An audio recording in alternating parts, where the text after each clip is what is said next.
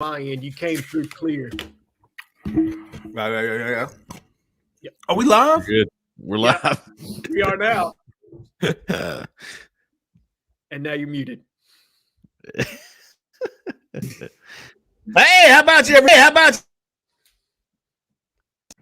Welcome into the Auburn Line Show. What the hell, man? Muting Jessica. The mute button. Welcome to the Auburn Live call-in show. Let me tone it down a little bit. Maybe that's the problem. They're like, stop yelling, big dude. Welcome to the Auburn Live call-in show. I'm your host, Jeffrey Lee. I work for Auburn Live on 3. Today is Sunday, January the 14th, 2024. I believe I messed that up last week. And we got a lot to talk about. We've got a lot to talk about. There are coordinators coming and going, coaches coming and going, transfers coming and going, visitors coming and going. And here to talk to me and you about it all, Mr. Jhead, Mr. Cole Pinkston. How about you, fellas? How about you? How about you, dog? Busy weekend now. Busy week.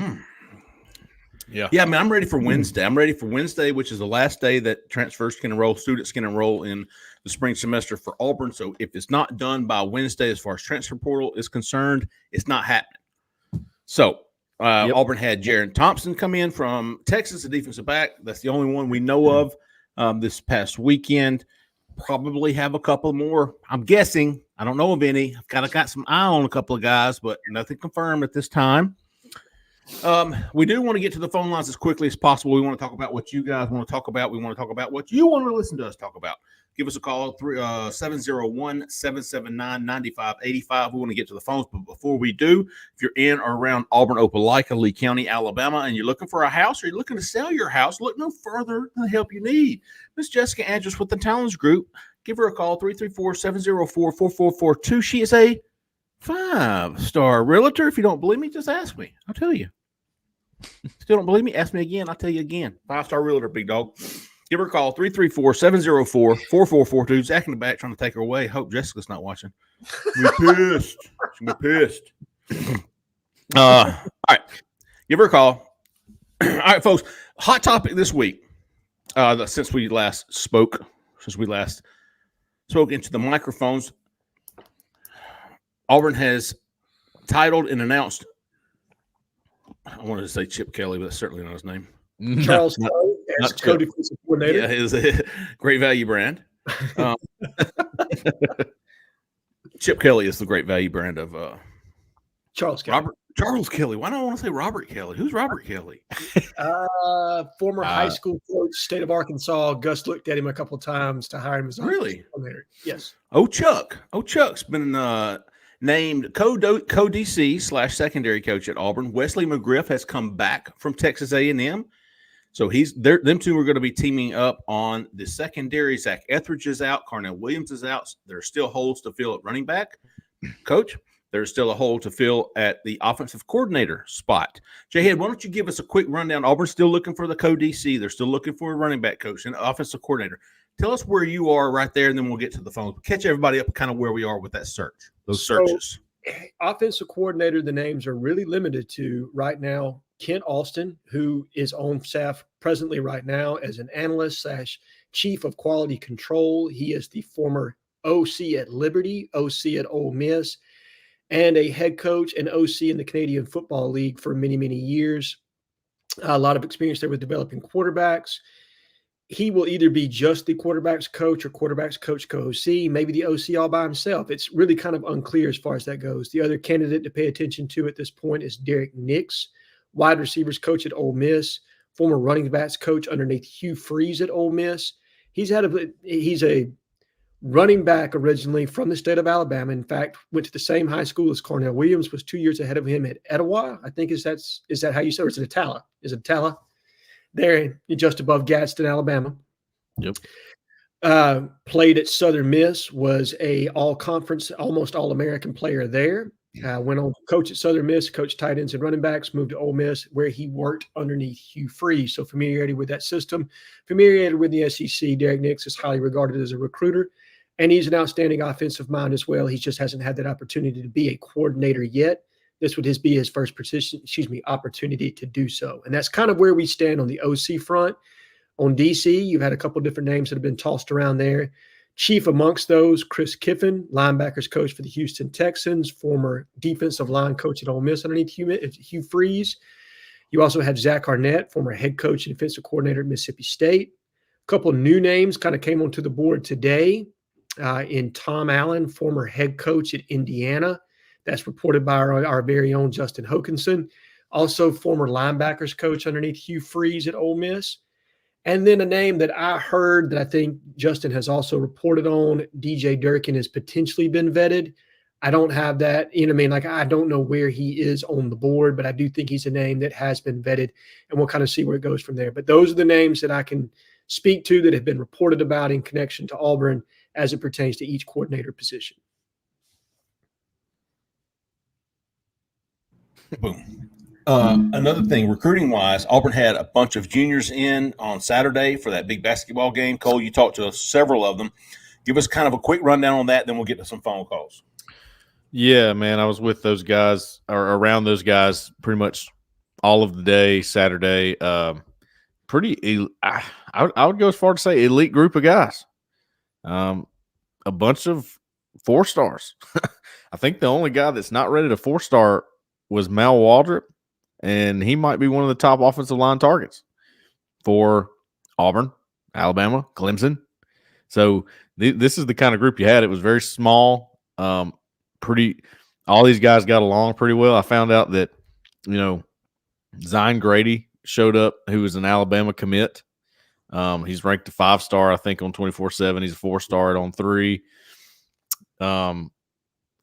He's going to Enterprise with Eric Winters. Eric Winters was there, 4-star linebacker. That's a guy that Auburn's very high on, and I think I've got a prediction in for Eric Winters. I think that Auburn's going to probably end up getting that guy. One thing I've noticed is at one time covering Auburn football recruiting, I noticed that they would bring in guys that I didn't know yet a lot. You'd see guys come in, you go, all right, I need to get him on my list. He's new. We need to add him to the board. Jeffrey, you add him to the hot board, whatever. Not anymore. The same guys they started with are the guys they're in on right now. They don't care if they're committed somewhere. And they just have a way of getting on these guys and not letting go. You don't see a lot of pivots. No. They want who they want, and they don't care where they're committed. They're going to try to get them signed. And you see they had really good success with that in 24. Now you got all these big dogs coming in, 25, and man, I think they got a good shot with every single guy that was there Saturday. I really do. That 2025 class already up to number 7 or 8 in the team rankings. I think number of commits as well, 7 or maybe 8. I think 8 commits in the 2025 class. So a lot to be excited about with the 2025 class. Going to see how these defensive coordinator, offensive coordinator searches pan out. But let's get to the phone lines and answer some questions, address some comments. Zach in the back, come to the front, big dog. We'll start here. 8785. You're live. Who we talking to? Where are you calling from? Hey, yeah, this is Jimmy from outside of Selma. How y'all doing tonight? Oh, how about you, Jimmy? Oh, Jimmy. Ain't called you in a while, but I've just got some stuff's been eating on me. I'm going to get it off real quick, and y'all tell me what you got to say. I believe Coach Freeze has got to get it right with the quarterback, with these wide receivers come in. I believe that he's got to get it right so we can get them. And y'all know, and I believe Ryan Williams is on board, and I hope that he gets it right so we can go on from there, so we won't lose none next year. But I got to be called in a couple of weeks, months. But I have noticed there's a particular guy that I've seen come up on the Auburn thing named Ron Evans. Is that his name? Evans from Alabama. Y'all know him. Ron Evans? Yep. Yeah. Ronald Evans writes for the school. Have y'all seen it? I have not, sir. Jimmy, he's been on some of our on the website on Auburn. Sometimes he writes about it, but he's been writing about us all year under Harsin and about how things have been going this year. But I've just about had a sick of it, and I just, like I say, he's been running his mouth, and I think now he's going to get his freezer burned ass. And I think we're going to go in there, we're going to kick going to turn these things. Oh, is it Thayer Evans? But anyway, but he's just been talking a whole lot this year about Auburn and making fun of us. But I think now, since this week's come about, I believe Nicky's gone. Since he's gone, I believe things are going to be hard for who they bring in now, since that Coach Washington has not been recruiting down in the South, and he doesn't know. And I just think things are going to turn around for us, and we're going to have things going to get better. Go War Eagle, y'all, and see you later. I like it, Jimmy. Thayer Evans is what he was trying to say, I believe. And let me tell you something, Jimmy. I would pay to see the ring with you and Thayer inside of it, and I got my money on Jimmy, son. Easily. And I ain't above jumping in there and getting a couple shots in myself. All right, Zach, keep us going. Good stuff, Jimmy. Appreciate you, big dog. All right. Ooh, what a start. 4003. You're live. Who we talking to? Where are you calling from? Gentlemen, how's it going? This is Carter Mullen from Brookhaven. Oh, God, him again. I was just calling to see who y'all think our last few scholarships will go to, considering if we get Ryan Williams. I think that the safety from Texas is definitely an option, but if we get him and Ryan, who do y'all think the last one would go to? That's a great question, Carter. And let's talk about numbers first. I had it last time I checked. I think it was around 80. Does that sound right?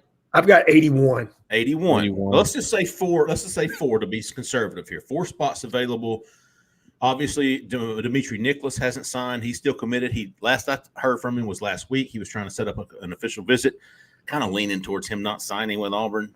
But don't hold me to that. I'll check in with that later. All right, so you got 4 spots left. Where do you see those going? Cole, well, we can collaborate here. I think we're watching the Texas safety, Jaron Thompson. I think is his name, Jaron Thompson. Didn't really get to be around him much this weekend because of the big group that was there. He was separate from that group. And I think he did go to the basketball game, but he really wasn't with the high school group. He was kind of on his own with a different coach. Yeah, he about that business. Yeah. So we didn't get too much intel on him this weekend and get to see him interact or anything. But I know the visit went a little longer than they thought because he was supposed to be in Florida today, and maybe he made it. I don't know. But he was definitely in Auburn this morning, so that would have been kind of tough. Oh, he was still there Sunday morning? I believe so. Wow. I was not aware of that. I thought he was supposed to leave last night. I thought so too. And maybe he did. Maybe he did. I went out of my way to go get his ass last night. And we kind of were on a goose chase trying to find him because of everything going on was hard. But look, I think he's a guy that you really need to watch right now. I think Auburn might have a shot there. And I don't have as much intel as I want to have on that one because of everything that went on this weekend. After that, do you think this is what I think they're going to keep a couple of holes open. Oh, yeah, they are. They're definitely going to do that. Like we said on the recruiting show, you found Jalen McLeod in the after spring portal. It's at Caleb Burton. This is not it's not like picking the very bottom of the barrel. There's going to be some new entries. There's going to be some different things going on. I mean, who would have predicted Nick Saban retiring and then Alabama's roster being shaken up like it is right now? That's why I think you keep at least 2 open just in case somebody jumps in, Jhead. I mean, I think it depends on the quality of what jumps in. If I'm being completely honest, I think if a couple of Alabama's players jump in that Auburn's very interested in, they're not going to hesitate to go ahead and fill those spots. And again, Jeffrey, as you once told me, I say it all the time, the numbers always work themselves out. You're going to have your own spring attrition that you're going to be filling holes from, where guys are going to be interested in going elsewhere once they see their placement on the depth chart. So I think the way this staff is kind of operating, if it's an upgrade, we're going to add them, and we'll worry about it a little bit later as far as the numbers go. So I think people don't need to pay attention to them. I mean, you need to know where they are, but you don't, right? Like, I mean, I think they'll figure out a way to make it work so that they're consistently upgrading the roster. And by the way, I don't think we've talked about it because we haven't had a show since, but Percy Lewis, big commitment. Mississippi State. That's my 81. It was at 80. There you go. There you go. With Percy being out of the mix. You counting Justin Rogers out too? Yes. So that's it. That's accounting for the Justin Rogers movement and also Percy Lewis being added. 81 without Dimitri Nicholas. No, that's with Dimitri Nicholas. Okay, there's my 80. Okay. If you take him out, then that gets you back to 80. I'm counting on him now until I hear. I think that's fair. I mean, we're not going to Yeah, take. that's fair. So I think that's the way you do it. 4 to 5 spots seems right now. But I'm with you, Jhead. I think after they see spring practice and they go, all right, where can we upgrade? Yeah. This is a business, guys. It's a business. It's not like it used to be. It's, hey, this guy loves to be at Auburn. I'm sorry, he's not good enough. We have to have somebody else, and that's the way they're running it now. I think you have to. Now, here's the thing. I hesitate to say they're going to do that with kids that they signed in this class. Like, Sure, I think they'll probably have some hesitation. They're going to have some more hesitation with kids that they have cultivated long relationships with. But if you were on the roster prior to this regime coming in, I mean, I think if you're not where they need you to be to get this program back to where they think it should be and where I think the fan base wants it to be, then, we're going to have hard conversations about where you are on the depth chart and maybe you needing to look elsewhere to find more playing time. Good stuff, Carter. Tell that old Bammer we said hello. 4339. You're live. Who we talking to? Where are you calling from? This is Brent from Pulaski, Tennessee. Oh, Brent. Okay. Pulaski? I'm thinking Arkansas. Is it Pulaski, Tennessee? Okay. What's on your mind tonight, Brent? Well, I've got two things. One, I just want to give a shout out to the man with all the brains in the bunch of you four. Appreciate it, man. Back in the back. Hey, cut this guy off, man. This is a plant. Zach, this is a plant from Zach right here. What's funny is we all sat there and we're like, it could be me. It could be me. No, no three y'all stack in the back. Hey, Brent, you're exactly right, though, big dog. All we do is show up, man. That's all we do. Zach's got the tough job. Yes, he does. But my question is, realistically, is there any way y'all see Walker White or Henry Brown starting this year? I love the question, Brent.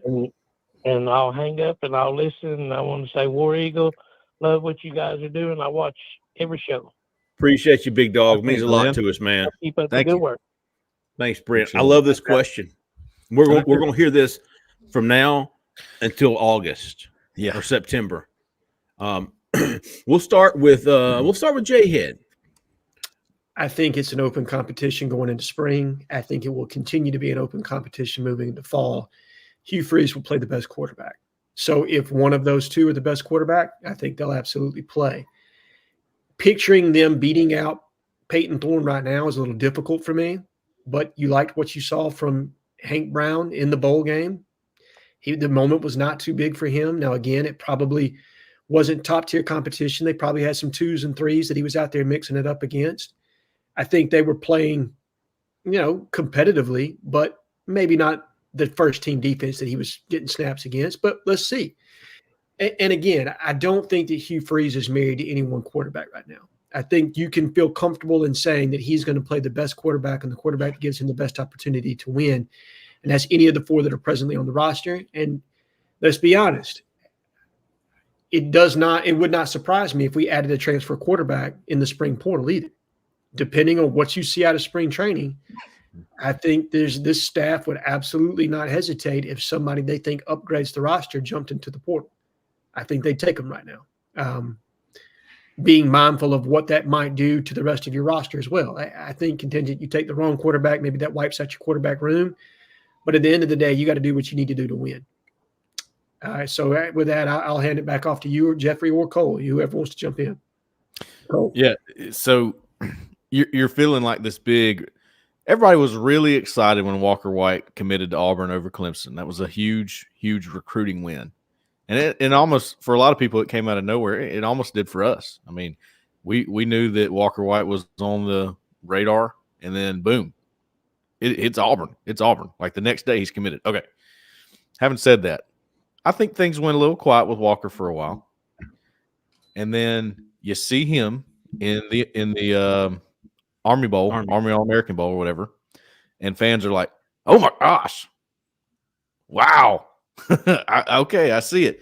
Here's the thing: Hugh Freeze already knew that. Ken Austin already knew that. They already saw that. They already knew that. They knew he was going to do it in that game, and I believe that because I can see the hesitancy in the portal for a quarterback. Right? I'm getting real animated here with my hands. I think it's because they know they have young talent like Walker White and Hank Brown, and that's why I think Peyton Thorne's leash, and we talked about this too, is going to be really, really short. I mean, really short. I get the feeling that they're going to walk him out there the first game, and then, hey, you better do it good. You better do a good job. Yeah. The question from Brent. Yeah, Brent. I absolutely think they have a shot. I will say this: from what little I've seen of Henry, from what little I've seen of Walker, and what little I've seen of Peyton, and hell, I'll throw Holden in there too. I mean, we're just bypassing Holden for some reason, but they're the hot topics right now. I absolutely think there's a shot, and I'm with Jhead and Cole too. I mean, hell, everybody's here. He's going to play the best quarterback, and it doesn't matter what class they're in. I'm going to be very curious to see how this shakes out. When I look at Hank, when I look at Holden, to a lesser extent, but Hank and Walker, I go, man, they've got it. Mm-hmm. They got it. I've watched Peyton Thorne for 13 games, and I don't see it. I haven't seen it yet. So I think it's very possible. I do. I'm not counting either one of those two guys out, and I'll throw Holden in there too, man. There was a time I saw it from Holden too. I think Holden's got it in him. I think he's just we haven't seen it to the extent that we have maybe with Henry and Walker. All right, good stuff, Brent. Zach owes you $50 for that call. I've been on 6971. You're live. Who we talking to? Where are you calling from? This is Bill from Tallahassee. Bill, what's on your mind tonight, Bill? Hey guys, big war eagle to you, but got a question since still haven't filled a defensive coordinator position. I know earlier on a lot of talk was about Kiffin, but it seems like with new names popping up, or is there any concern on y'all's end, or you think how much concern it is on Free's end that as he goes away from people that possibly he's worked with in the past and bringing in an outsider, how is this DC going to mesh with the current staff on the defense? I'm sure they don't want a repeat of, the crime dogs leaving. So I just let you leave that with y'all and see what your opinion is on it. Good stuff, Bill. We saw with the outsider and Ron Roberts, you just don't really know. You don't have a working relationship in the past with him, and it didn't work out. It just didn't mesh. There was the chemistry wasn't there. It's not a good fit. Jhead, take us in a little deeper than that. So what I would tell you is, as far as the introduction of new names, it's what you call due diligence, right? Sure. So this information is probably not new to Hugh Freeze. This information is new to us because you're not always privy to everything that the head coach is doing. So I would say that they're probably vetting a list of names that Hugh Freeze is familiar with, and I'll add a few more others to that I had on my original hot board. Scott Simons, a good young defensive coordinator at SMU, somebody I think they vetted. Also, I think Jeff Collins is somebody that they've had interest in. Obviously, he just took a job at North Carolina, so I don't know what the status is there. But I think they've casted a relatively wide net, and they've looked at a lot of different guys. And you're right, they probably are seeing who fits this staff the best, who meshes with who we presently have on staff, because we know every other position. You have Charles Kelly as your co-coordinator. Josh Aldridge is your linebackers coach. Jeremy Garrett's your defensive line coach. Crime's there. If I'm guessing, they're probably having some of these guys in on these interviews to see who meshes with who. Philosophically, do we marry up? Culture-wise, do we marry up?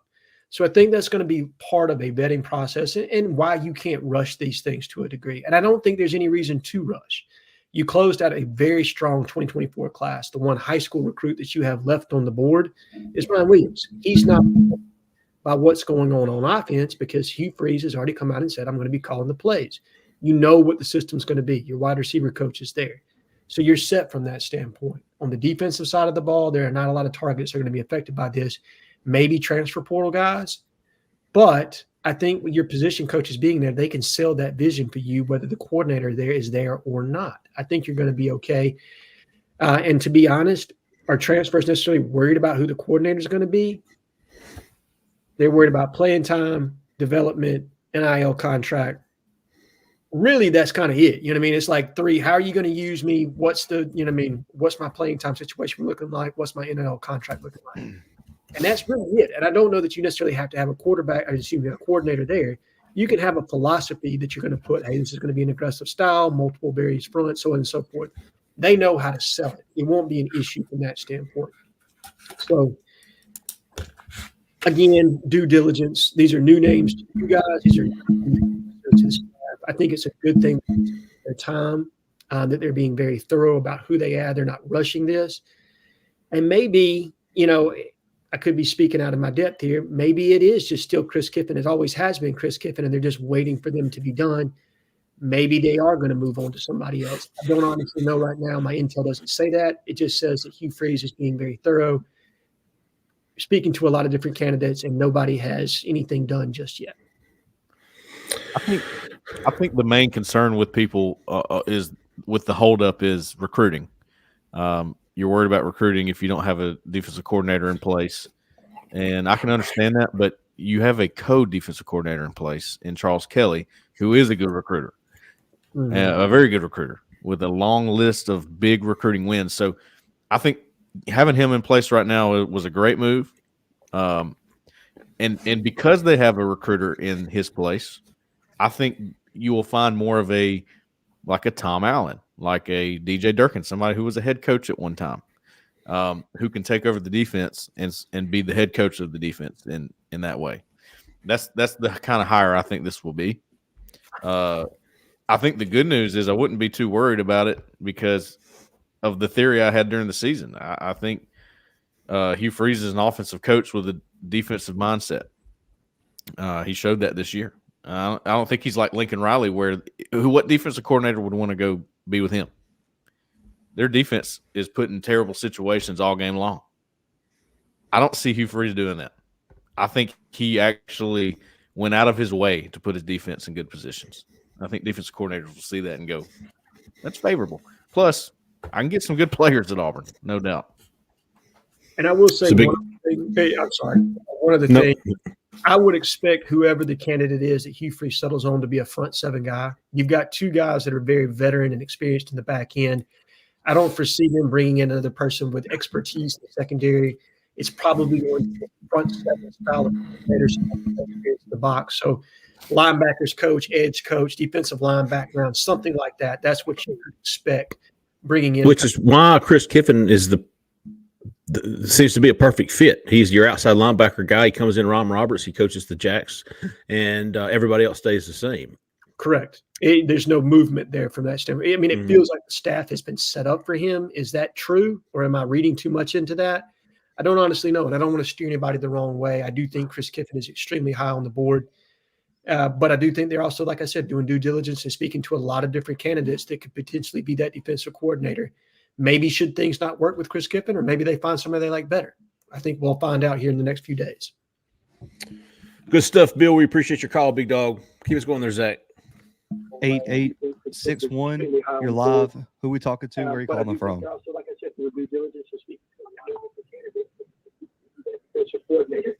I said good on feedback, huh? Yeah.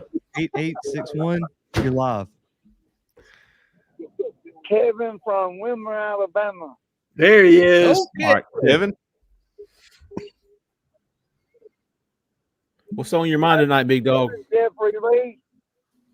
I'm doing fantastic, Kevin from Wilmer. How about yourself, big dog? Fine. How about DeMarcus Riddick, Walker White, Terry Thompson, there he is, and everybody. And everybody. Well, I appreciate you calling, Kevin. Let's see. Everybody's man, I tell you, Kevin, good news for you, man. They're officially Auburn Tigers. You don't have to ask about their recruitments anymore. No. You can certainly ask about their progression as Auburn Tigers, but the only guys not enrolled at Auburn right now who has signed is DeAndre Carter, Malcolm Simmons, Perry Thompson, Amon Lane Gaines, and that's it. Demetri Nicholas, but he hasn't signed. So what? 1, 2, 3, 4 guys who have signed, who have not enrolled: DeAndre Carter, Malcolm Simmons, Perry Thompson, Amon Lane Gaines. Everyone else, including all of the transfers, are in Auburn, enrolled in Auburn, going through workouts, and will start classes on Wednesday. That is just So wild big. to me. Jeffrey, Crazy, isn't it? being in the facility this weekend, I got to see all those guys headed to their first workout or leaving from their first workout. And a couple of them maybe weren't. I think they're still working through getting everything clear to be able to work out or whatever. But Saturday was the first time for just about everybody that was there. I know I saw Seth Wilfred walk through, Favor Edwin. My goodness. Yeah, good gracious. And Malik Blockton, DJ Barber, Joe Phillips, all these guys. So they're Auburn Tigers now, man. We're not talking about them as recruits anymore. 27, including the high school JUCO signees, the transfers, and the preferred walk-ons. Auburn will add 27. Nearly a third of the roster? So 85 is your total roster from a scholarship count standpoint. You're adding 27 guys. That's 25 of those are scholarship guys. Yep. That's good. Going to be some new faces on the Plains. Good stuff, Kevin. Appreciate you, big dog. 5960. You're live. No introduction needed on this one. What's going on, fellas? Hey, there he is. Ed the kid. What's up, man? We've been waiting on you, big dog. What's on your mind tonight? Oh, I'm gonna give you this first little bit. Tomorrow, if you've been waiting on your trophy book, tomorrow the day to go get it. Good. So here's I'll the be key there. to this: you need to be hunting in a hardwood thicket or on the outside of the hardwood thicket. You'll get it tomorrow. Hard cold coming in. I'm gonna be in a hardwood bottom. Tomorrow, trying to get something to eat before it get too cold. You'll get it. Yeah.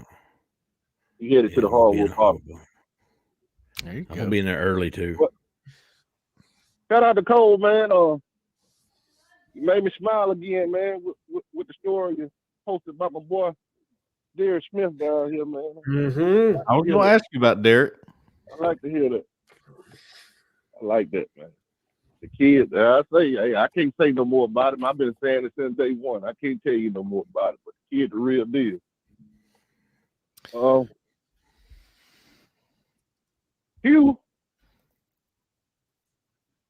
Hugh just got a blessing, man. He had Nick and retired, got out of his way. Bad as I wish we could have beat him in November now. Thinking about how that went, but I went back this season. I watched every game. I listened to every press conference that he made. That would been the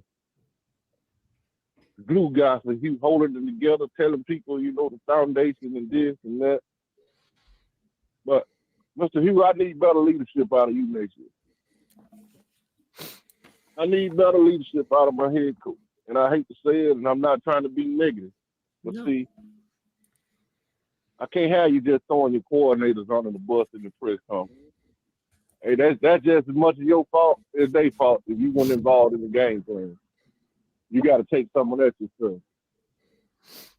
So, looking at it, Kiffin, Nick, both of those, they've been great hires. I reminded of situations where I had this girlfriend, we broke up. And the next girlfriend I got that I liked, I tried to make her just like the last one.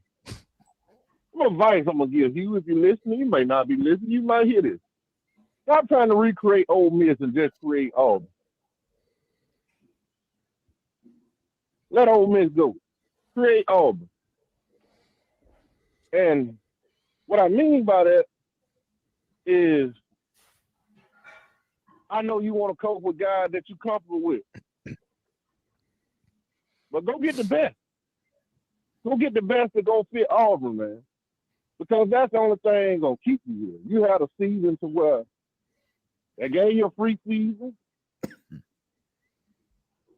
Had some bad losses, some ugly losses. I go get the best, man, to fit Auburn. See, because what you can't afford to happen is the guy Tuscaloosa come in and get it right off the bat. Mm. You can't afford to let that happen. So now we don't need to be in this situation next year with a bad hire at a coordinator. We don't need that. And for the first caller to call, as far as the quarterback, you're in a situation now to where you almost got to roll one of the young guys next season if you're building towards the future. Peyton Thorne helps me in no kind of way in 2025, in my opinion. I mean, I wouldn't be surprised if one of the young guys start day one, whether it be Hank, Holden, or Walker. I believe that's the most likely scenario. It's a likely scenario that after spring, Peyton might not even be on the roster come fall practice. If it's truly an open quarterback competition, that's just my thought, man. And I'm going to hang up. I'm going to listen to y'all guys. All right. Valid points. Cole, do you want to get in on that? Touch it, I dare you. I'll touch it. Touch it, big dog. I think. By the way, go ahead. Let's finish this up. No, let's get your point first. Nope. I think Edward's speaking some truth here. Okay.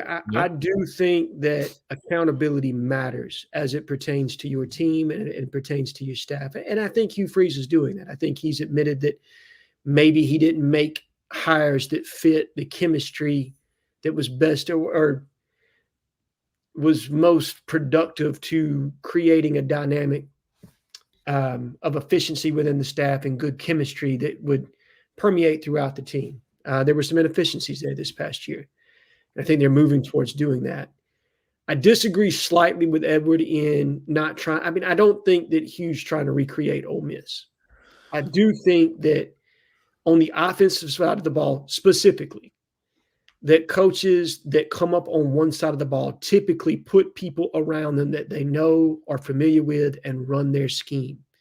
You've seen this with Nick Saban, bringing in guys. He's had Kirby Smart, who he groomed, Kevin Steele, who he's had multiple times on his staff, several other coordinators that ran his defense, all guys that fell underneath his tree. You see the same thing with Dan Mullen, grooming coordinators under him from the offensive side of the ball. Several other guys. I mean, Kirby Smart promoted 2 guys to coordinator in Dan Lanning, who most people had never even heard of because he came over from Pittman. Didn't Gus do that too? Gus did that as well. Yeah, he did. I mean, it's just what most guys, when you come up on one side of the ball, you're always going to have a guy that's going to run your scheme and run your system. Derek Nix knows that scheme, knows that system, very familiar with Hugh Freeze. Ken Alston, same thing. Obviously, 4 years of working with him at Liberty.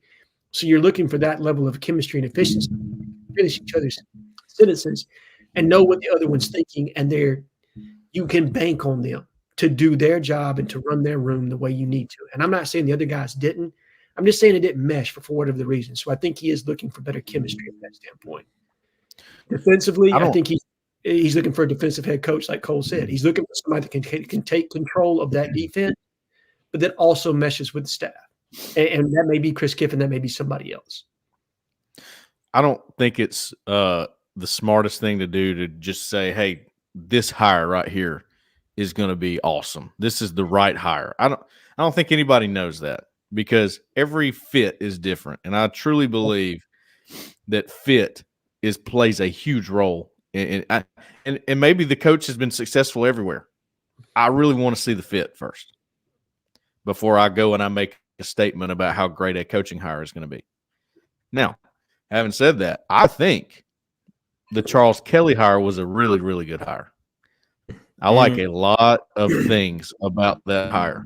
I was talking to him in the lobby yesterday when he was waiting on recruits, and he made the comment. He said, it looks different here in Auburn, but it still feels the same. It still feels like Auburn. when I was here, is what he said. So I think what you lost two guys in Cadillac Williams and Zach Etheridge who were Auburn guys. Yep. And look, I think that Auburn is a place that needs some people like that. Now, if the head coach doesn't think he needs them or whatever the case, then that's how it should be every single time. And nobody should stand in the way of that. Why'd you hire the guy if you wouldn't let him do that? I'm just saying. But I think with Charles Kelly, you've got a guy that's been around a lot of places now, but he understands Auburn too. So I just think a lot of things about that Charles Kelly hire. If that is what these hires are going to look like moving forward, I think you're going to be okay. I like those. I like that hire. And I can tell you from what I've been told, CK fits with his staff, that he's already meshed very well with the guys that are on this staff that remained after this year. And I'm not saying that Cadillac and Zach didn't. I'm just saying that what I was told is that CK has or does. Right. Robert Kelly is R. Kelly. Oh, my God. I want to piss on you. Chappelle show. Jeffrey trying to keep it on the down low over here. Look at him. Also, I was alerted that the Jimmy from Selma, it was not Thayer Evans. He was right. It's Ron Evans. It's some dude. I don't have any idea. I don't know if he's like some blogger or what, but apparently it is a Ron Evans that Jimmy was talking about. So my apologies to Thayer. Although I still wouldn't mind getting a shot or two in. Him and Joe Shad rank right there for me as far as guys that the journalistic integrity is a little bit lacking. A little skewed. No comment. All right, let's go. Good stuff, Big Dog Edward. Always appreciate you, man. 5050. You're live. Who we talking to? Where are you calling from? Good evening, Jess. How about you? This is Jeff from Mobile. How about you, Jeff from Mobile? How's it going, buddy? Nothing much. I got a two-parter for you. So, Will Rogers enters the transfer portal out of Washington once the board leaves for East Mississippi Community College. And then, is he the type of quarterback that he would bring in and without risking too much, because I think he only has 1 year. And then Jamie French he just decommitted. And is receiver a position that we are still emphasizing in 2025, or is it just if you got talent, come on to Auburn? That's my two questions, War Eagle, and can't wait to hear your response. All right, appreciate you, Jeff from Mobile. Will Rogers, I just don't see it. Do you, Jhead? Cole? Anybody? Zach? I haven't heard. Zach was laughing. Yeah, it doesn't mean. He called Alabama East Mississippi Community College. Oh, I was wondering. I was like, is he going to college? Did you go? No, he was saying he might follow the board of Alabama, but I don't think that's happening either. Not with Jalen Milroe there. I don't see that, but maybe they do. But I don't know what's going to happen with Will Rogers. I don't. He's obviously not going to go to Washington at this point, or I don't think he would. Did you see the highlight, his Washington highlights? No. Of him warming up and Yeah. He just got to go to a game for free, a playoff game. Yeah. That's all it was. Yeah, we'll see. I think Washington just hired Jed Fish today, correct? I think that just broke right before we came on the air. Arizona, maybe? Yes, coming from Arizona, which is, he ran a really good program down there. Flipped them around from, I think, like a 1-11 team to a 9-3 year this past year. They got a really good freshman quarterback, too. They started a freshman and won 10 games this year. Noah, redshirt freshman, Noah Fatifa, I think is how you say his name. 5'10", got some Johnny Manziel to him. I would love it if he were interested in us. I'm going to be completely honest, but I figure he's probably going to follow his head coach to Washington if I had to His guess. mom's name is Queen. Queen Fatifa?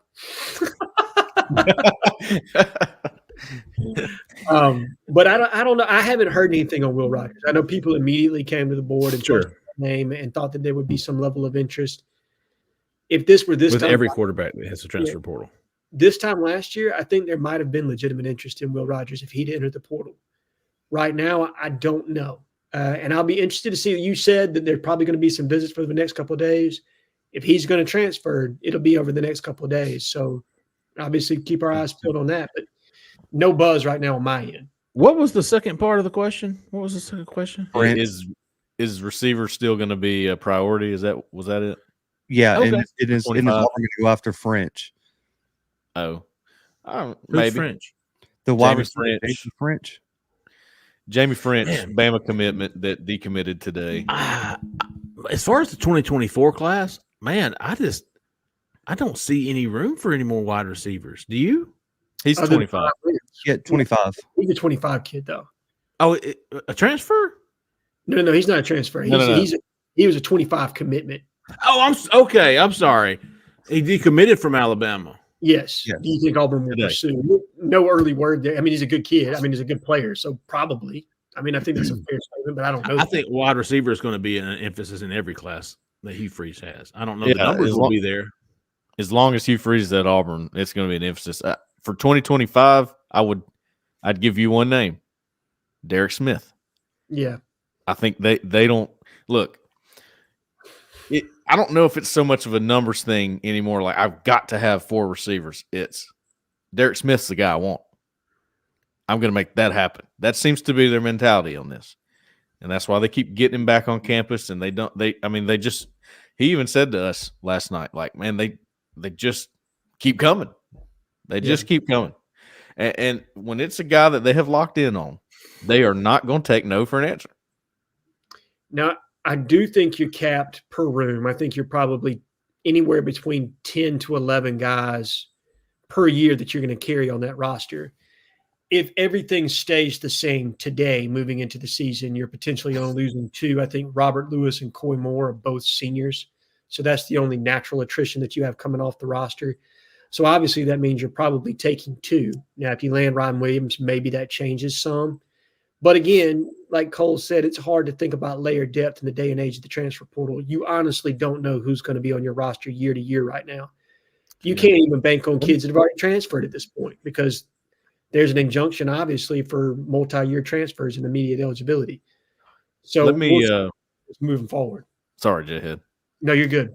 Let me say this. I see on our boards maybe some confidence in Ryan Williams going to Auburn. I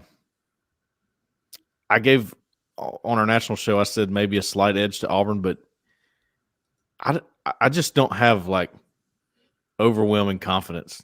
I just want to be honest and be real with y'all. I don't. I'm not sure. I'm not sure what's going on. I think he's trying to figure things out. And maybe it's Auburn in the end, but I surely don't have like this big confidence. Like, oh yeah, it's happening. No, don't feel that way. No, I wouldn't think so either. I said 65% after he decommitted from Alabama, and people were like, well, why don't you put in that prediction? Not even close. No, I ain't making that one. You No. can forget it. It's going to be like my KJ Bolden prediction, like a few hours before, and that's when it's going to be decided. I know people at Auburn like to think that it's a done deal. No, I know what he said. I know what he said too. And this is if another you're banking on that, something he said back in December. You ain't been following recruiting very long. You got what he says, which is if you read that, you would feel pretty good about Auburn's chances. And then our sources, Jeffrey, people we talk to, again, always have seemed to have some confidence on Ryan Williams. I just don't 100% buy it, I guess. I think some of the things that we've been told happened, I believe they happened. Sure. Yeah. I just don't believe he's going, I'm a man of the word. I mean, otherwise, why is he not done deal? I think this is a high-level recruitment where a lot of variables come into play, and people just need to be patient. But what I do like, if we're reading tea leaves, in the end game, I think his best relationships are at Auburn right now, especially with T-Rob leaving Alabama, the wide receiver coach leaving Alabama, heading to Texas A&M. I think you split that duo up. Nick Saban's obviously not there. Hugh Freeze and Marcus Davis have been on him from day one.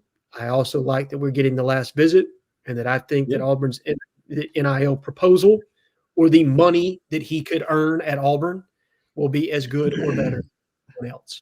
So I think you do things working for you, but yes, like you said, let's wait till we get to the end before we start putting predictions in and guys counting it like it's a made hand.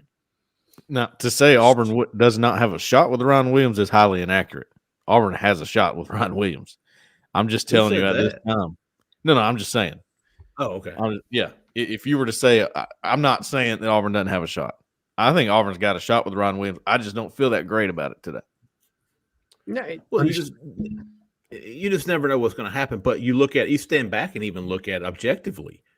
I mean, from an outsider perspective, if I didn't cover Auburn, I'm going, well, he's been to Auburn 65 times over the last 75 days.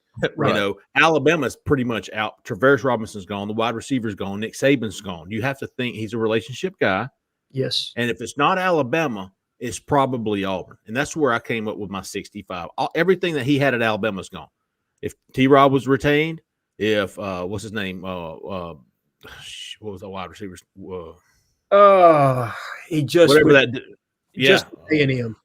He's gone. Everybody that he had a relationship with at Alabama's gone. So if it's not Alabama, it's probably Auburn. Well, here comes Sark. We know KJ Lacey's committed to Texas, and then here comes LSU. And shit, man, LSU has made some people cringe in the last 4 weeks. So I think he's going to. I think Chad Simmons reported tonight that he's going to. I think he's going to Alabama next weekend. Well, yes, he's going to go midweek to LSU. And then he's going to go to Alabama on the weekend. I think LSU Thursday and Friday, or Wednesday and Thursday, Alabama Friday and Saturday and Sunday, I'm guessing. Then Texas the next weekend, and then Auburn the next weekend. Yeah, and he may take a midweek next week to UGA. Interesting. There's T-Rob. Yeah, so not like this midweek would be LSU and then Alabama. Then the next week would be midweek Georgia, like you said, T-Rob, obviously. And then visiting Texas that weekend. And then you get a full week and he comes to Auburn. So that's the way it's slated out right now. That last visit's important, no doubt. Ooh. And they were there to see him when the sun came up on Friday. Williams. Holloman Wiggins, wide receiver. That's what I said. Yeah. Yeah. Texas A&M. Holman. I think it's Holman. Holman Wiggins. Holman. I think so. Maybe. We know I'm a pure mayonnaise guy myself. Charles Kelly. Tommy Durajaye. There it is. Ooh, look at you. Show off. I was in the mirror like, we're going to be on the Collins show. Got to get that one right. Yeah. Origato, Mr. Roboto in the mirror too. Yeah. Who was? Oh, Charles Kelly, Trevon Reed's on the road in place of Zach Etheridge. Trevon Reed, Marcus Davis, Charles Kelly all went to see Ryan Williams Friday before he went to Texas A&M. Ryan is back. So a lot going on. We know of at least 4 more visits to take, and then an announcement on February the 9th. I think Auburn's the leader in the clubhouse right now. But, man, there's a lot can change, and certainly don't think it's a done deal by any means. All right, we got at least 7 callers on hold. We're going to try to get to all of them real quick before we run out of time. All right, keep us going, Zach. Tell us to shut up if we get too long-winded. 6469. You're live. Who we talking to? Where are you calling from? This is Davis with Brookhaven, Carter's cousin. Oh. You like Bammers too? It's Bama wife. What's happening, Davis? What's on your mind tonight? Yes, sir, we can. Awesome. Just wanted to ask about the coaching changes. What is your speculation on that? The coaching changes. There's nothing to speculate. Everything's been done. Zach's gone. Cornell's gone. Ron Roberts is gone. Zach went to Houston. Ron Roberts went to Florida. That's correct. Zach's going to be a secondary coach, maybe a co-DC down in Houston. Ron Roberts is like the assistant head coach for defense and co-defensive coordinator / linebackers coach. He's got a really long title. Cornell has not landed anywhere to this point, and neither has Philip Montgomery, though there are some rumors that he may end up at Mississippi State in an analyst role. Which would be good. I mean, obviously, he's got a history with Jeff Levy. They came up together underneath Art Browse in that Baylor system, so it would be an advantageous relationship. Still looking to fill Davis, the offensive coordinator spot, running backs coach, and co-defensive coordinator / outside linebacker coach. And Jhead went over a lot of names there at the beginning of the show. If you haven't, I think you've got them listed on the corner at Auburn Live as well. Hokinson does. Justin does. Justin does. So Okay. If you're a member of the site, go to the corner, take a look. He's got an OCDC hot board up, and you can take a peek at all the names that he's listed. All right, Davis, good stuff, big dog. 9485. You're live. Who we talking to? Where you calling from? How about you, fellas? It's David from Kings Mountain. How about you? 3-month member on the site. Oh. I got a All right. National Signing Day. I didn't get any work done. I blame it all on the site. And then when Saban retired, I practically lived on the corner. Now, my admission is I'm an optimistic guy by nature, but I'm going crazy on that message board, so I got to get off, and I can't get work done. But I can't look away, and so I'm reading up on everything. But here's my question. I'm excited about the turnover on the roster, the trend in talent, and I've got a hypothetical for you. In the next 2 years, give me your thoughts. 3 or 4 guys that you think will perform above their ranking, and I'll tell you mine. Okay. I think we all agree D'Angelo Barber. Yes. I'm going to give you one from last class, Colton Hood. I think he's going to outplay that 3-star ranking big time. How about DeAndre Carter? Yeah. DeAndre Carter's a real deal. How about Favor Edwin? Yeah. Potentially. I got to see how he comes together. I love the traits and I love the raw ability, but I got to see. Holla back in 3 years. Yeah, holler back at me in 3 years and let's see where the technique's at, because it's not where it needs to be today, in my opinion. This one's easy, but Connor Lew. Oh, yeah. That one's easy. Yeah, he's already outplayed. How about T.J. Johnson, the offensive tackle?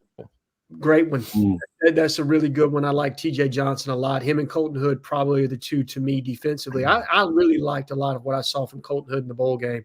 I thought he flashed a good bit. And showed you some versatility of being able to play corner and nickel in that game. I got you. And how about you, old Henry Brown? Yeah, could be.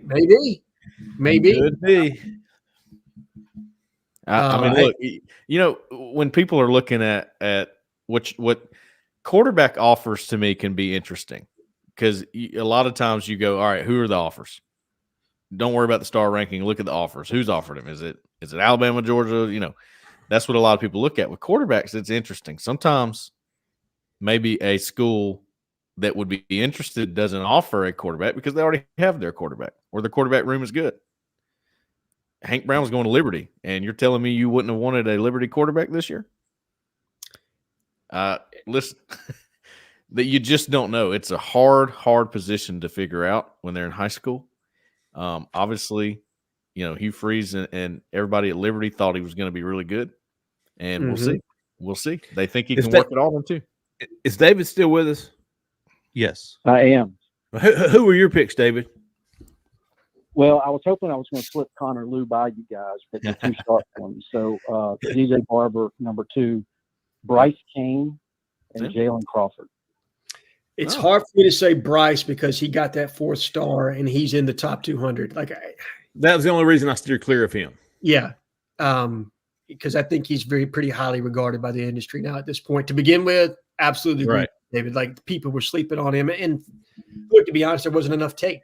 But when you look at his senior cut-ups and the performance that he put on in the Mississippi All-Star game, yeah, I mean, you understand why he's regarded the way that he is. I think Jalen Crawford's fair because On3 and 24/7 Sports both had him as a 3-star guy. He was a 4-star on ESPN, a 4-star on Rivals. And I guess when you say who was going to outplay their ranking, I look at the 3-star guys.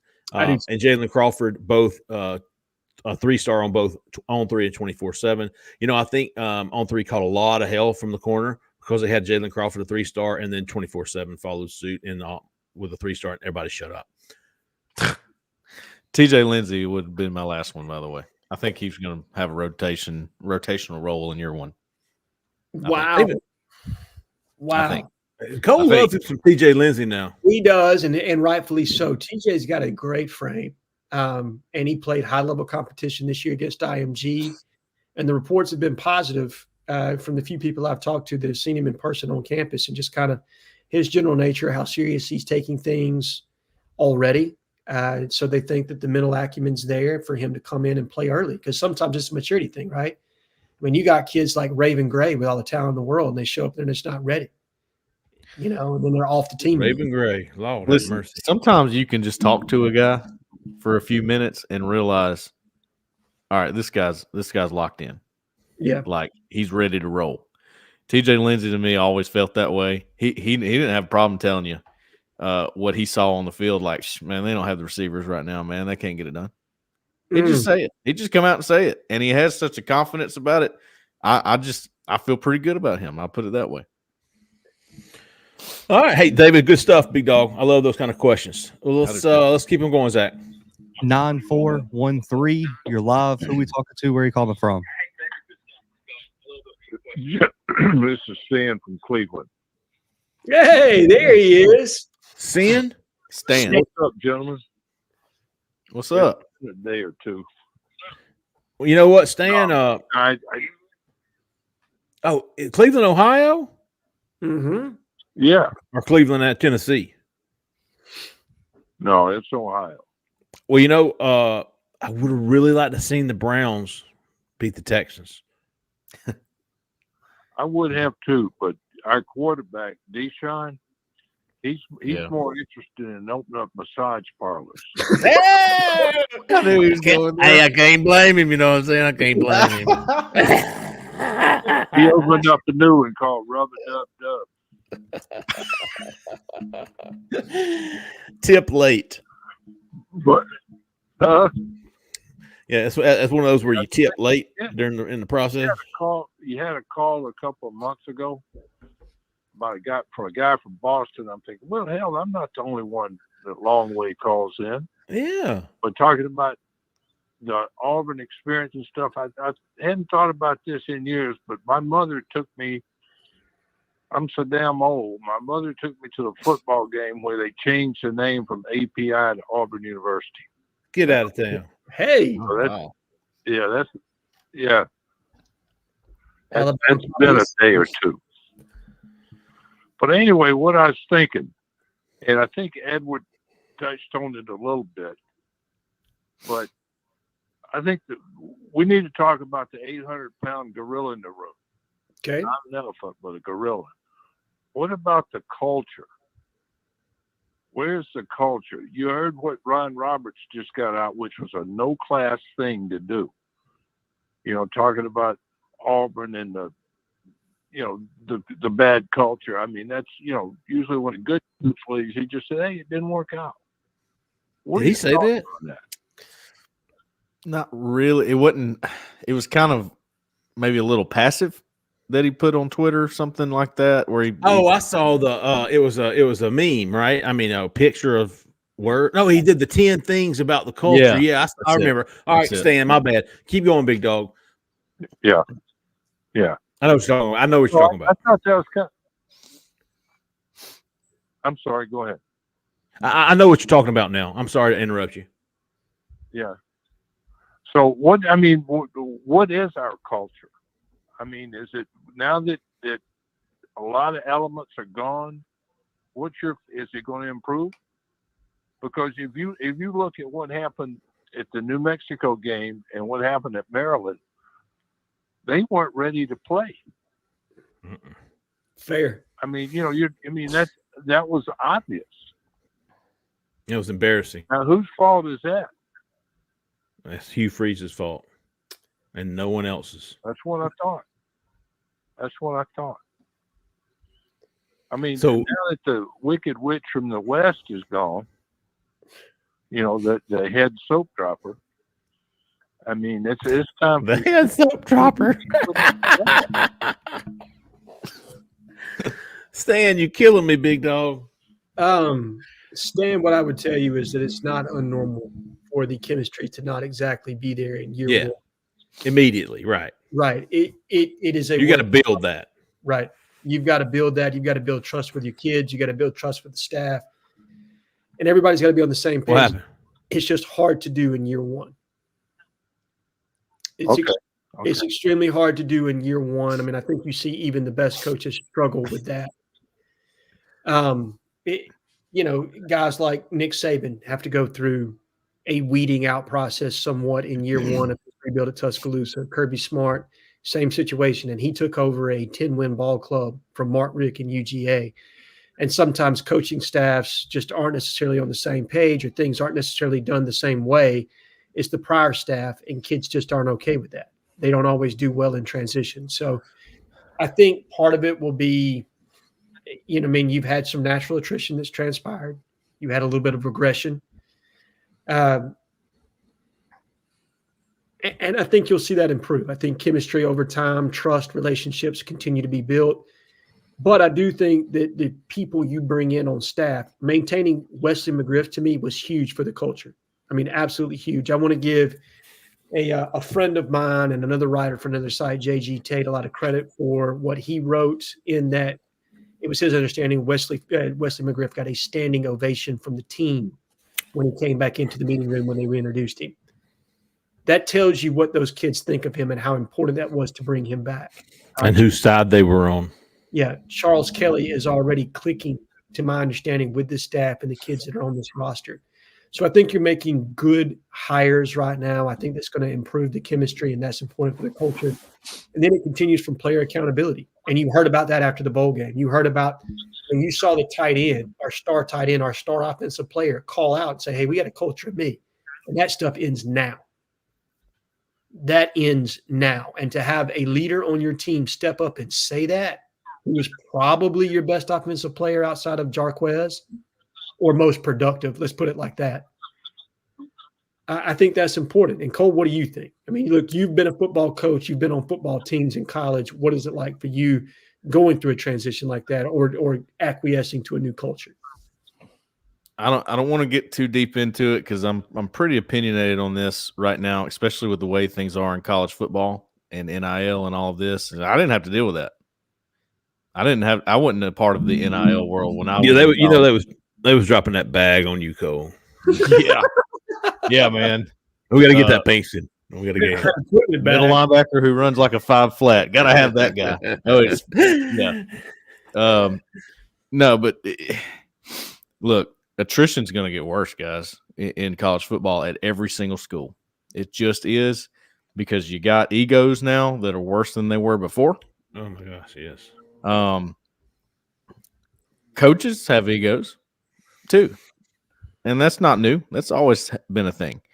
And I know you couldn't sit here and tell me, I don't care what you do for a living, you're going to have coworkers you don't like, and there's going to be drama in the workplace. That's the same thing in your coaching staff. The ones who figure it out and go, now I have got everybody in here is pretty cohesive. Once you figure that out, you end up looking like Michigan looked this year, or some of these other schools that were really good. It's a constant turn until you get that right. And now it's a lot harder to do. And look, Auburn ain't the only place to experience these kind of things right now. Everybody is. I'm giving Hugh on the culture.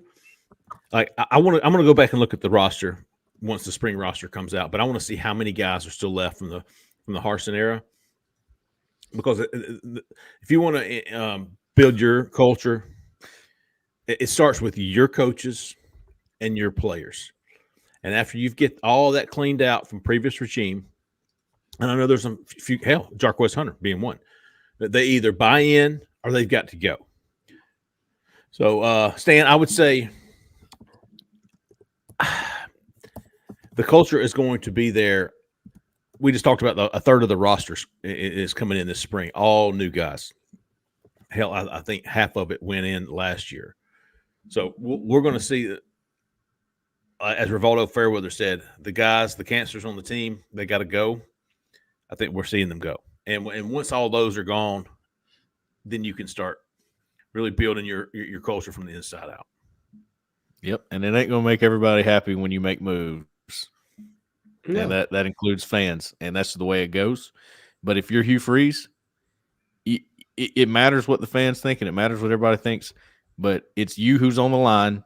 You got to do what you got to do. Make Correct. It the way that you feel like is going to be the best way to win. And let's roll. It's like a message board. I'm just saying, B-Dog. I've had so many people report stuff, and you know why? It's stupid.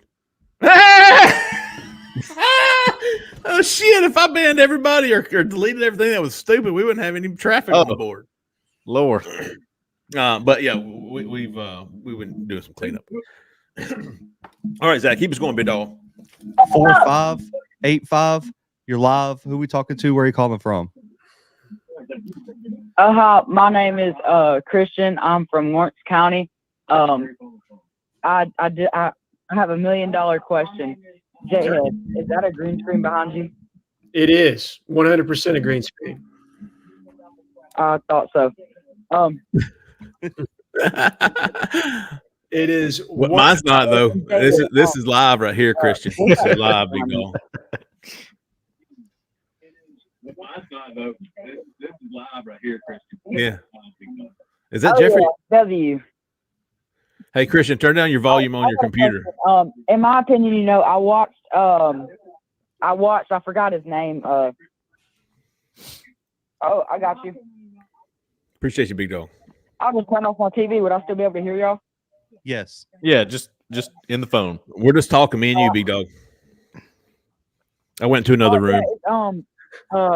I think the QB of the future for Auburn, and I know we got guys like Peyton Thorne in there and stuff, but I really think Walter White. I mean, All-American Bowl, first play of the game, he throws up wide open touchdown, perfect ball. He's big, number one quarterback out of Arkansas, and I really just think he's the future. And there's still a lot of talk around Hank and Peyton Thorne, but I mean, after watching Peyton Thorne play for these 2 past years, he just don't seem too good. Fair enough, Christian. Fair enough. I won't argue with any of that. I will say this in Peyton Thorne's defense. He played the first team defense. We have not seen what Walker White has done at a collegiate level just yet, even though he looked very impressive in an Army All-American game. As impressive as those kids are on the field, they're not college athletes yet. It is a different brand of football in the SEC than it is in an all-star game. So we'll see what he does when he gets to campus. I think the world of Walker, and I think he's got a fantastic upside, but you haven't seen him live in action yet. Hank Brown obviously came in against maybe some first-teamers, but second and third-teamers against Maryland. So what they do against, SEC competition may be a completely different story. We've seen Peyton Thorne, and we've seen him probably at his worst. If he improves and plays to the level he did 2 years ago at Michigan State, you can win with that Peyton Thorne. Is that guy still there mentally? Does the system set up for him the way that system did? I honestly don't know, and we're going to find out, and I fully believe it's going to be an open competition and the best quarterback's going to play. But I wouldn't say judge Peyton with everything that happened last year. I do think that the weapons around him were not fantastic. I've been on record as saying, as much as I love the Waffle House crew, they were not open 24/7. You know what I mean?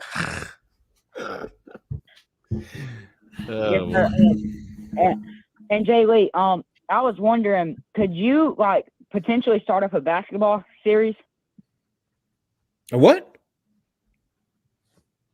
Basketball what? Basketball show, like a different show, but it's still like this, but it's like y'all do a whole separate one for basketball. We actually do that. Good news for you, Christian. Yeah. There is one. Justin and I typically record one every Monday. It rolls out on Tuesday morning.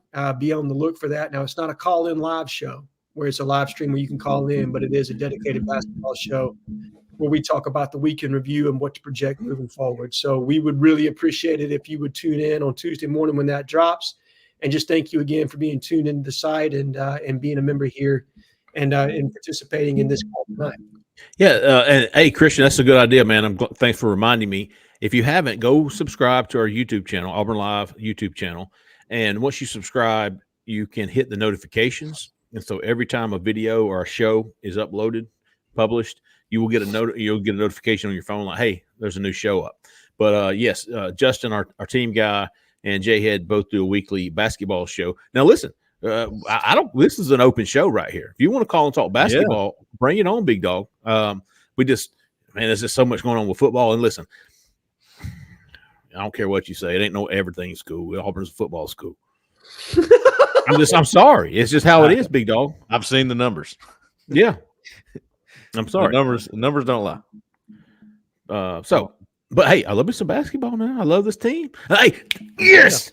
Man, let me tell you something. I'm sick of the basketball. Let me tell you why. I'm sick of the fouls. I'm sick of the free throws. This doesn't make any sense to me. You're going in for a layup, easy layup. This guy fouls you. Shot doesn't go in. You go to the line. Why do you have to shoot 2 shots from 15 feet away for 1 point each? Why don't you get 1 shot for 2 points? Foul on a 3-pointer?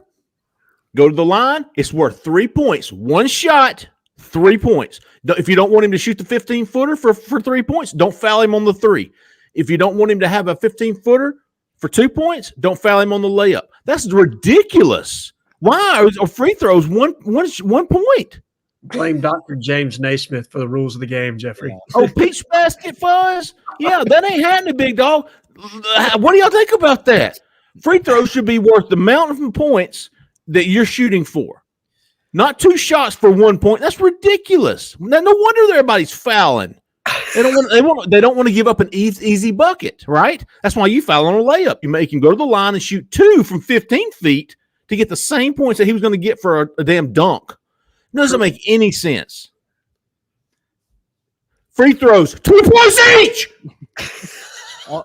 Also, you have to shout out the women's basketball team for upsetting LSU today. Yes, huge. I mean, Angel Reese. Yes. I'm sorry. I'm fired up now. Naismith.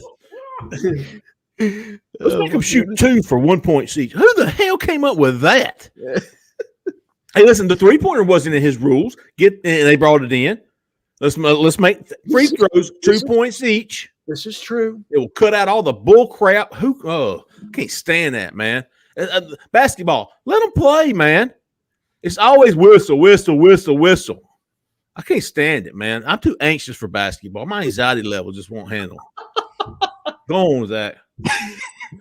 Oh, man. I feel bad for the last 2 callers having to follow that up. 3803, you're live. Who we talking to? Where are you calling from?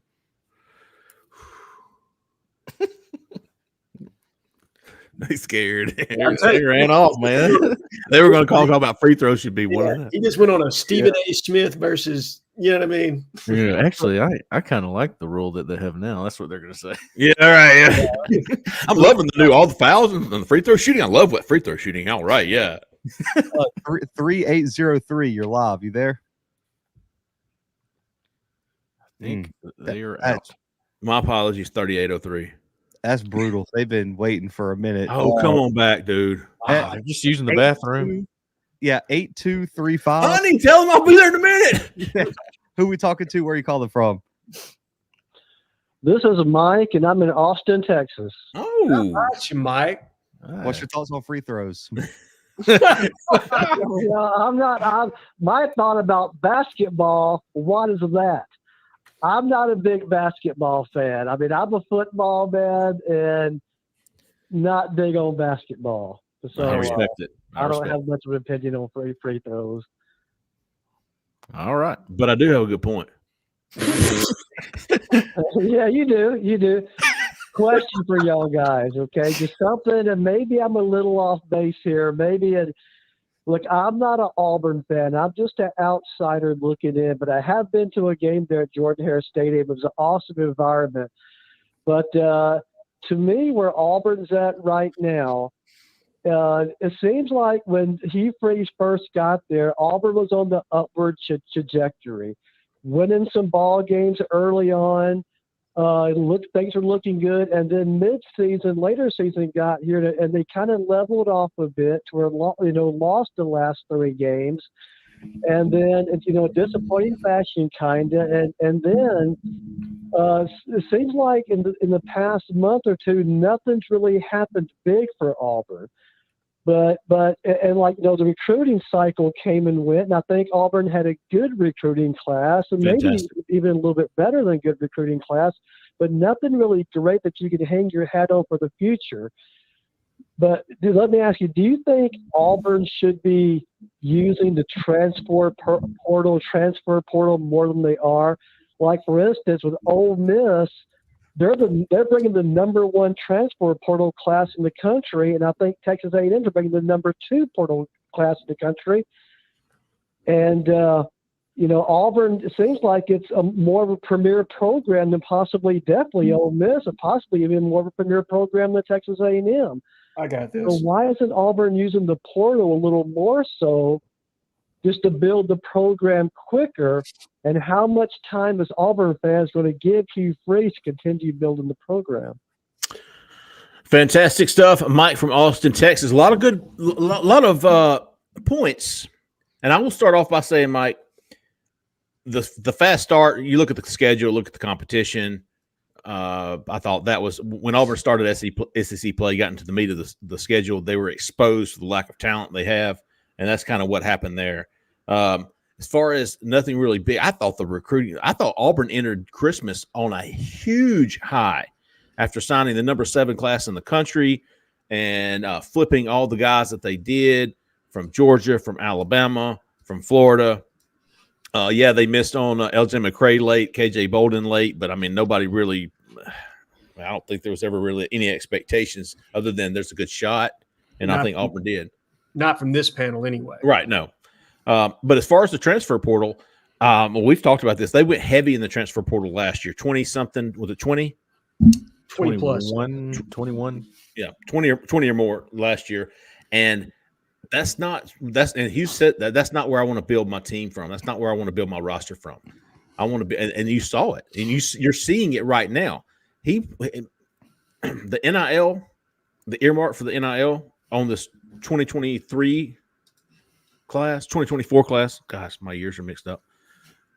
They loaded up on high school and JUCO, and now you're seeing Auburn miss on transfers, and was about to miss on Percy Lewis, and still they're like, hey, we're gonna have to cough it up. We need this guy. So, all right, Jhead, you said you wanted in on this. So that was my quick little synopsis there. I would tell you there's a differential, like you said, the emphasis of where you probably, where you want to do the most of your work. And I still think the elite pieces of clay come from the high school ranks. I've said that continuously. Now, I will pick a bone slightly. He said that Auburn walked away with nothing really to build off of or hold its hat on from National Signing Day. Auburn signed 2 5-star wide receivers for a room that absolutely had to have talent. That's a position you can come in and play early at. You had the number 2 ranked linebacker class in the entire country. I think those were 2 things that you absolutely could build off of and take momentum in. And again, the number 8 class in the entire country. That's right. LSU jumped them. By comparison, Ole Miss finished 20th. Texas A&M finished 17th in high school recruiting. Yes, they are ranked 1 and 2 as it pertains to the transfer portal recruiting for the 24/7 rankings. On3 does not do a consensus ranking, I believe, as far as transfer portal is concerned. But they've also taken more players from the transfer portal. Ole Miss has taken 15. Texas A&M took 22. Texas A&M also lost 23 players to the portal, my man. So you're having to replenish what you lost just to get back to even. So understand that sometimes those numbers, those rankings are dictated by numbers and by volume, and they're not necessarily dictated by quality. So where I would tell you that Auburn leveraged the portal pretty hard last year, I think the plan was always to go a little bit lighter. They're going to continue to add pieces, and I think they've added pieces that make sense for this team, where you brought in good young talent that you're going to try to mature and get better. And these are good floor pieces for you to help you do that. They're not going to clog up your roster long term. They're going to allow for a lot of upward mobility for these guys to continue to grow and develop. But again, you're not bringing in a ton of multi-year players here. You're bringing in a lot of one-year pieces to kind of get you by for one season so you can continue to build from the high school ranks and build the culture the way Hugh Freeze will. Now, I think every team is entitled to build the way they so choose. Ole Miss is having an all-in year right now. They had a quarterback coming back they think can get them into the playoff if they have the right pieces around them. Texas A&M, again, is more having to replenish things than they are necessarily. It's by sheer necessity. They're a year behind Auburn. Right. And Auburn lost a ton to the portal. So you had to go out and add that volume. And the on-3 rankings are a little bit better. I don't know if you guys have looked at them, where they have like the average player ranking for players that are in and out, some algorithm. And Auburn actually ranks above Texas A&M, because Texas A&M's players that they're bringing in have the exact same ranking as the players leaving. So like Jay has said, they're just replacing talent. Auburn actually, by this Upgraded. standard, improved their roster, because the players they're bringing in are 8 points higher than the average of players leaving. That's very cool. And Jhead, I'll never forget. I thought you said it maybe last week or a week before. Fantastic. It was you don't see a team in the top 5 in high school or and transfer portal. It's either one of the two. Yeah, it's just extremely hard to do with the amount of assets that you have to put towards one side of recruiting or the other. You do have one top 10 recruiting class from high school and the portal, and that is Florida State, who's coming off a championship season in the ACC. So it can be done, but 1 out of 10 possible teams. I mean, that's not a real high average there. And less than 11%. It's going to be harder to do, Jhead, because the price keeps going up on everything. Well, and Florida State, in my opinion, had to hit a home run in the portal because of some of the things they missed on National Signing Day. You lost KJ Bolden. You lost another huge defensive lineman to Miami on National Signing Day. I think they had to go out and land some pieces. Did they think they were getting Jeremiah Smith? They did. They did think they were going to get Jeremiah Smith. He ended up staying with Ohio State on National Signing Day. So Florida State, by comparison to Auburn, I think they felt like they had to go make some moves to stay at the level of which they've gotten to.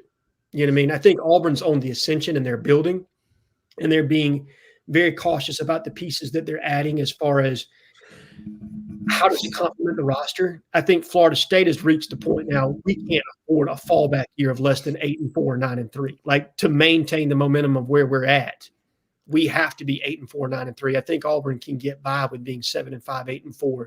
So you don't necessarily have to leverage as much in the portal to make sure that you don't have that dip that Florida State would have had with everything they lost off this past year's roster. And go ahead, Cole. The inflation of how much players are going to cost is going up, guys. It is rising, and really the only cure for high prices is high prices. Eventually, somebody will go, not paying that, and enough people will do it, and it'll come back down. But right now, it's going through the roof, and Florida State's willing to do it. All right, Ole Miss is willing to do it. I think Auburn is to an extent. Definitely with the high school class, they are willing to do it. They are in the game with the high money dudes. Okay. I think that Hugh Freeze has a little bit of a similar strategy. Not really, but at least thought process of Dabo Swinney at times. Dabo Swinney's whole thing, and everybody criticizes him. That's totally fine. I don't. I'm pulling hard for Dabo. I want him to rise above all this crap. I really do. And he's stuck to his guns. Good for him. I hope it works out for him. It may not. You may not be able to do that in this world anymore. I don't think Hugh Freeze is doing it like Dabo Swinney, but what Dabo does is he tells his high school guys, I am not going to replace you. When I bring you to Clemson, you're here, and you're going to be a starter for me, and you're going to be my guy. I'm not bringing in someone else that decided to leave their program. And I think Hugh Freeze thinks that way maybe a little bit, because when you talk to these recruits, these young recruits, even the 2026 guys that I've talked to, boy, they see the vision and they are buying into it. So I don't think the emphasis is what it was a year ago on the portal right now. Now, a lot of people disagree with that, and it's totally fine. I get it. I think you do need some more help from the portal right now. I admit that. I think you need more help from the portal right now. But that does not seem to be the way they want to do it. I think when you get to 2025 and you get that class in, you get that 25 class in, watch out. I agree. And I think they're very mindful of that. I think they want to take another massive high school class this next year. And so some of the pieces that you've added have been those one-year pieces to create that space moving forward. I mean, we talk about roster management all the time.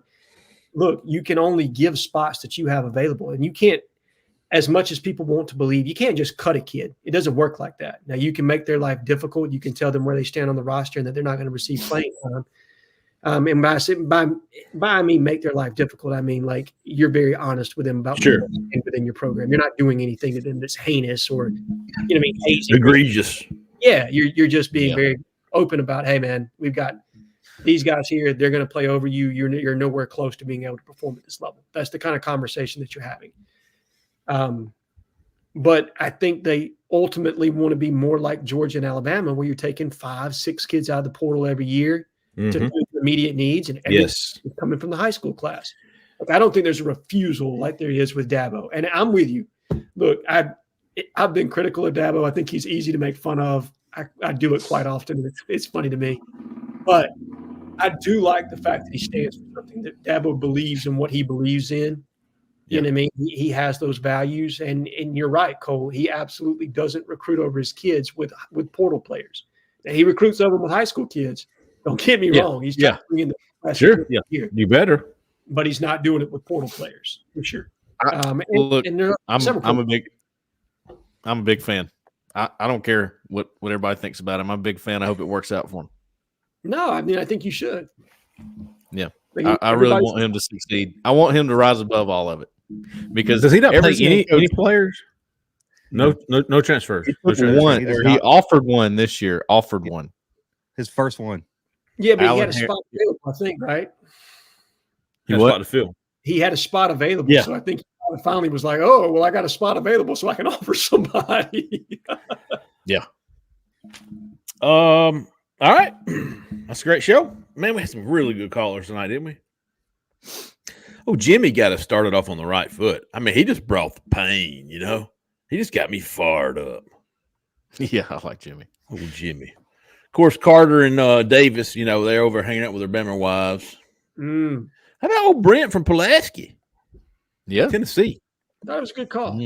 And Bill from Tallahassee. Fantastic. Kevin from Wilmer, always checking up on his boys. Oh, country kid country, Mr. Edward from Selma. Called the night right there. Jeff from Mobile. David, he was from some mountain. He had a fantastic call. I love Stan now. Stan's going to have to call back. That might be Edward was great. Everybody was great. I love that one tonight. That was a good one. Yeah. Stan, is he the one who called Bama East Mississippi Community College? No, I think that was no, Stan mentioned. I think that was Jeff from Mobile. Yeah. Shout out to Jeff. Roberts was the ultimate. Stan's 126 years old. He was around back when. Oh yeah. API. He sat behind Jesus in third grade. Let's see. We had a Christian from Lawrence County and Mike from Austin, Texas, and poor old 3803, big dog. Please call in next week. We're going to move you to the front of the list, man. Yes. 3803. Hey, one more time before we go. If you're in or around Auburn, Opelika, Lee County, you're looking for a ride, I'll give you a ride to your new house that Jessica Andrews will buy for you or sell yours. Give her a call, Jessica Andrews with the Talents Group, 334-704-4442. Tell her we sent you. Make me feel good. Make me look good. All right, folks, we're going to wrap it up there. As Jhead said earlier, be on the lookout for that basketball show, Christian. Tuesday morning, all four of us will be back Wednesday morning with a recruiting show. It'll be the first day of classes, so everything should be wrapping up by then. And maybe we'll have some coaching hires, or at least some coaching hire news to discuss when it comes to recruiting. Let's see. All right. We appreciate everybody listening. We appreciate everybody watching. If you haven't already, go subscribe to the Auburn Live YouTube channel. If you haven't already, Auburn Live on 3, special promo for the YouTube listeners, AU1, capital A, capital U1, for 2 months for $1. Don't tell anybody. Seriously. All right. We're going to wrap it up, folks. We appreciate everybody. Sure do, man. For Cole, for Jhead, for Zach in the back who came to the front, I'm Jeffrey Lee, man. Y'all stay out of that left lane.